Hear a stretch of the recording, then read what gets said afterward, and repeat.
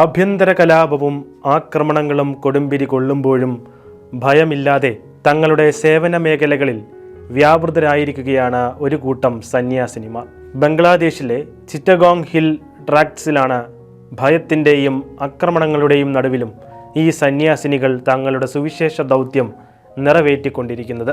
ചിറ്റഗോങ്ങിലെ ബന്ദർബൻ, രംഗമതി, ഘഗ്രാചാരി എന്നീ 3 ജില്ലകൾ കേന്ദ്രീകരിച്ചാണ് അവർ ലേഡി ഓഫ് ദ മിഷൻ സന്യാസ സമൂഹം പ്രവർത്തിക്കുന്നത്.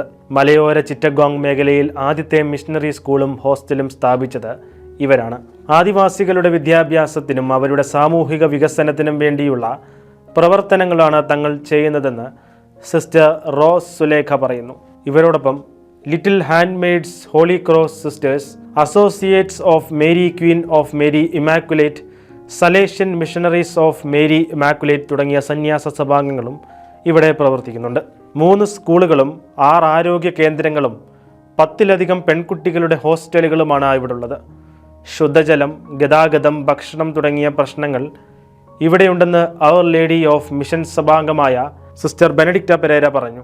സഹോദരിമാർ 150 പെൺകുട്ടികൾക്കായി ഒരു ഹോസ്റ്റലും തദ്ദേശീയരായ ക്രിസ്ത്യാനികൾക്കും അക്രൈസ്തവർക്കും വേണ്ടി ഒരു സ്കൂളും നടത്തുന്നു.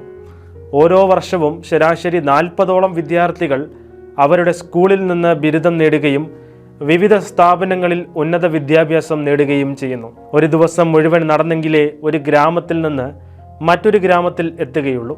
മലയോര ജനതയുടെ പ്രശ്നങ്ങളിലൊന്ന് അവർക്ക് ഭൂമിയുടെ അവകാശത്തെക്കുറിച്ച് പലപ്പോഴും അറിവില്ല എന്നതാണ്.